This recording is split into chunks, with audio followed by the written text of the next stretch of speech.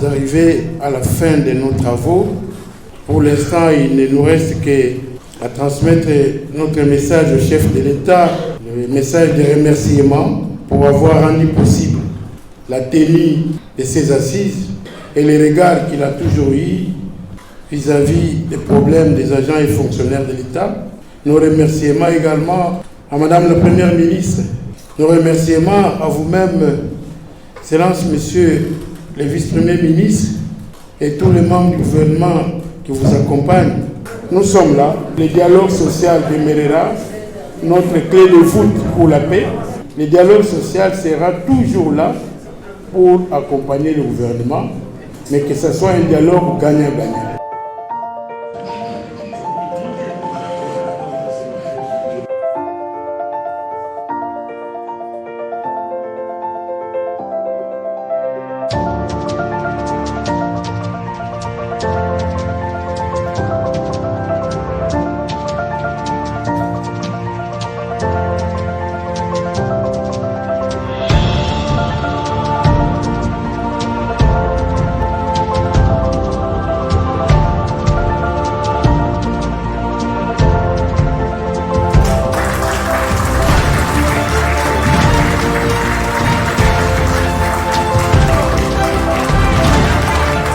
Tout est bien qui finit bien. Après plusieurs jours et nuits d'échanges, de débats, de travail intense, voici arrivé à la fin de nos travaux entre le banc gouvernemental et l'INAP. Des travaux qui étaient dédiés à l'examen de cahier des charges des agents et cadres de l'administration publique de notre pays.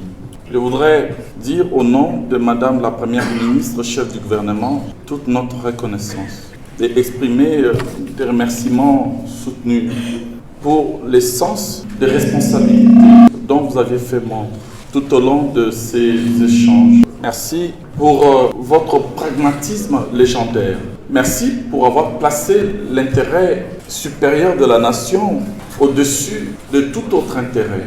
Cela démontre à suffisance votre sens de patriotisme. Le dialogue demeure la seule arme à notre disposition pouvant nous permettre d'aplanir nos divergences, mais aussi de tracer ensemble le chemin qui va nous conduire vers les horizons du surlendemain. Et nous espérons que demain sera meilleur, que l'enjeu qui est aujourd'hui sur la table n'est pas tant notre sort personnel, l'enjeu n'est pas tant le sort de celles et ceux qui prestent aujourd'hui au sein de nos services publics. L'enjeu est beaucoup plus grand. Il s'agit de construire les Congos de demain. Il s'agit de léguer à la postérité un pays qui va fonctionner de manière optimale avec des règles, des normes concourant à l'épanouissement des agents et fonctionnaires de l'État, mais aussi surtout consolidant les principes de l'équité et de justice sociale dans notre pays. Nous le savons que ce que nous gérons aujourd'hui est le fruit de notre propre irresponsabilité d'hier. Et nous sommes obligés de mettre ensemble les intelligences, d'agglutiner les énergies afin de relever les défis. Des défis nombreux qui sont colossaux et qui sont dressés devant nous. Ces défis ne sont pas moindres, ce sont des défis existentiels pour une société. Une administration ne peut pas fonctionner sans maîtrise des effectifs. C'est une question fondamentale, existentielle, systémique. Et ce travail doit être un travail porté par tous. La retraite est une question existentielle pour une société. C'est elle qui ouvre la voie au rajeunissement et à une gestion beaucoup plus rationnelle, fluide, optimale des carrières. La transformation numérique n'est plus aujourd'hui une simple option, c'est un impératif qui s'impose à nous parce qu'elle va nous permettre d'assainir suffisamment. Et c'est un enjeu aujourd'hui qui se pose avec acuité. Vraiment, cette question est une question fondamentale pour qu'un jour nous quittions ces stades de commission paritaire qui ne s'occupent surtout que de questions de rémunération et non pas des questions de réforme et de changement des systèmes, l'amélioration des conditions socio-professionnelles de celles et ceux qui incarnent l'État, qui prestent au sein de nos services publics, est une question essentielle, qui est au cœur même de la vision du président de la République, au cœur même du programme du gouvernement. Et donc, il faut essayer de concilier tous ces défis pour pouvoir tracer les chemins qui vont nous mener vers l'avenir. Un avenir beaucoup plus radieux, nous l'espérons. C'est possible, c'est possible. C'est possible parce que la volonté est là. Nous devons de plus en plus parler moins et agir plus. J'aime toujours rappeler l'expression du docteur Gustave Le Bon. Le docteur Gustave Le Bon disait que les volontés les plus faibles se traduisent toujours par des discours et les volontés fortes par des actes. Trêve des discours. Allons vers plus du concret. C'est ce qui intéresse nos compatriotes. Et c'est ce qui vous intéresse. Et c'est ce qui intéresse désormais aussi le gouvernement. Voilà pourquoi, lors de nos discussions, hier jusqu'aux petites heures du matin, nous avions tourné nos échanges autour de la question de l'avènement d'une nouvelle politique salariale. Cette question, en réalité, est une question clé qui va permettre à ce que nous puissions gérer avec un peu plus de sérieux et de responsabilité toutes ces questions. Et cette nouvelle politique salariale va être élaborée avec votre concours. C'est peut-être la singularité de ces processus. Gouvernement et les différents pans syndicaux vont donc se mettre ensemble pour réfléchir sur l'avenir. Nous devons aller plus loin. Réfléchir pour aller plus loin. C'est possible.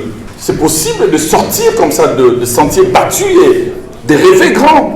Comment alors rêver grand si notre administration est toujours plombée dans les antivaleurs, dans ce système qui nous a englués, le NU, des alignements de personnes non revêtues, de la qualité des fonctionnaires au niveau des différents services, ça continue.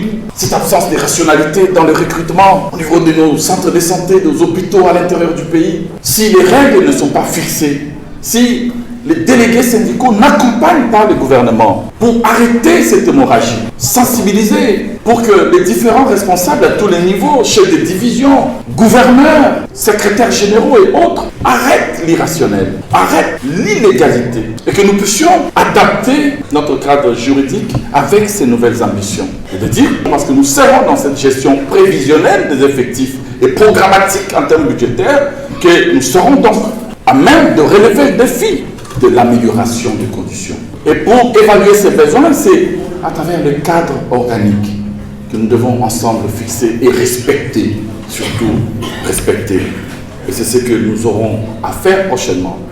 Nous allons boucler ces processus de cadres organiques, la mise en place, la révisitation, la réfixation de ces cadres et structures organiques et imposer strictement, rigoureusement leur respect. Assainir des fichiers qui sont totalement corrompus à tous les niveaux, pour faire des économies, faire la chasse aux économies, capter ces économies pour améliorer durablement et de manière globale tous les agents et fonctionnaires de l'État.